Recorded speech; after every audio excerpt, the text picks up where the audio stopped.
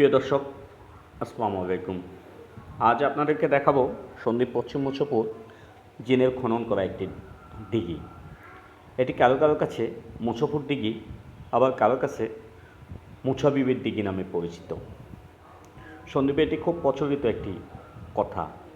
এই দিঘিটি জিনেরা বা গাইবীভাবে খনন করা হয়। তবে মজার বিষয় হচ্ছে এটি বর্ষায় এবং গ্রীষ্ম সব ঋতুতে শুকনো থাকে। তার মানে এটিতে কোনো পানি জমে না। এই যে দেখুন, এখানে আজগবি কিছু লক্ষণও দেখা যায়। তাল গাছটির সিস্টেম দেখুন, এটা সচরাচর অন্য কোথাও ওইভাবে দেখা যায় না। আমি আপনাদেরকে দেখানোর চেষ্টা করতেছি। দেখুন এটার বিশালতা কতটুকু। আমার মনে হয় এটা সব কিছু মিলে কয়েক বিঘে জমিতে হবে। তবে এই সবচেয়ে বড় কথা হচ্ছে বর্ষায় এবং গ্রীষ্মে শুকনো থাকে খুব আজগুবি একটি শব্দ, বা এটা অবিশ্বাস্য একটি বিষয় হলো স্থানীয়দের মুখ থেকে জানা গেছে এটি সত্য কাহিনী। এখানে কোনো এক সময় জিনেরা বাস করত। এই এলাকায় কারো বিয়েতে সোনার লবণদানি বা থালা বাসন গাইবীভাবে তখন কিন্তু এখানে পানি ছিল। এই দিঘিতে তখন যথেষ্ট পানি ছিল। এটা তখন কিন্তু ভরপুর একটা দিঘি ছিল। এই যে পানি না থাকার একটা ইতিহাস অবশ্যই আছে, সেটা আমি আপনাদেরকে এই জানাচ্ছি। আমার ভিডিওর সাথে থাকুন, হয়তো জানতে পারবেন। তো বিয়েতে এই এলাকায় বিয়ে বা কোনো অনুষ্ঠানে কিন্তু এই জিনেরা কিন্তু সোনার দানি, লবণদানি বা থালা বাসন দিয়ে যেত, আজগুবিভাবে ভাসত। এলাকার মানুষ সেটা ব্যবহার করে আবার ওভাবে রেখে দিত। কিন্তু কোনো এক সময় কোনো এক ব্যক্তি ওখান থেকে একটি লবণদানি রেখে দেয়। তারপর ওনারা রাগান্বিত হয়ে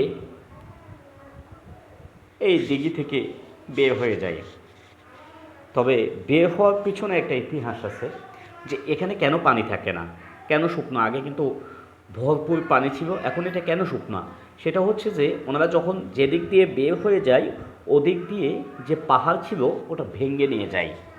হ্যাঁ, আবার সবচেয়ে বড় কথা হচ্ছে এটা গাইবীভাবে কিন্তু খনন করা। কেউ এটা জমি ছিল, সকালে এসে দেখে এটাতে ভরপুর দিঘি হয়ে মানে পানিতে থই থই অবস্থা।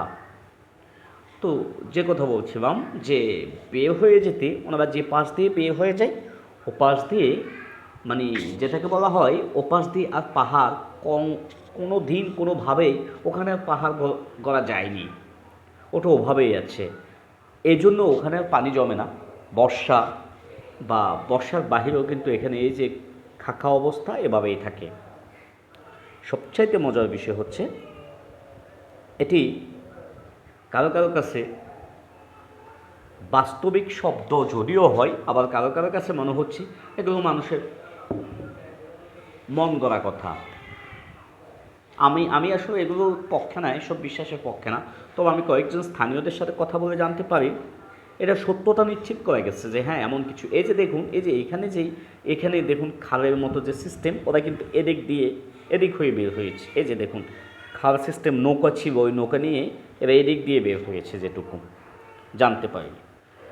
তো সবচেয়ে মজার বিষয় হচ্ছে এই দিঘির ইতিহাস সন্দ্বীপের মানুষের মুখে মুখে সবারই জানা, কিন্তু সন্দ্বীপের বাইরে যারা আছেন তাদের কাছে হয়তো কথাটি অবিশ্বাস্য হলেও সত্য। আল্লাহ তাআলার এমন হাজারো নিদর্শন কিন্তু পৃথিবীতে এখনও আছে, আমরা অনেকেই জানি। তো আসলে কি অদ্ভুত বিষয় সন্দ্বীপ, কি মানে এটাতে কিন্তু অনেক পর্যটক এসে কিন্তু সন্দ্বীপের বাহির থেকেও অনেক পর্যটক আসে এটার ইতিহাস জানায়। এটার বিষয়ে জানার জন্য অনেকে অনেক জায়গা থেকে আসে। আমি আমি যেহেতু সন্দ্বীপের মানুষ, আমি এটা সম্পর্কে জানি। সুযোগ করে আপনাদেরকে জাস্ট এই যে এদিক দিয়ে দেখুন, এই যে আমি দেখাচ্ছি যে পাহাড়টা ভেঙে তারা বের হচ্ছে। এই যে দেখুন এখানে কোনো পাহাড় নেই, এই যে রাস্তার সংযোগ। হ্যাঁ, এখান দিয়েই তারা বের হয়ে গেছে যেটা। তো আমি সন্দ্বীপের মানুষ, আমি এটার ইতিহাস আগে থেকে জানতাম, তাই আপনাদের সাথে শেয়ার করলাম, দেখালাম। ধন্যবাদ। সাবস্ক্রাইব করে পাশে থাকুন।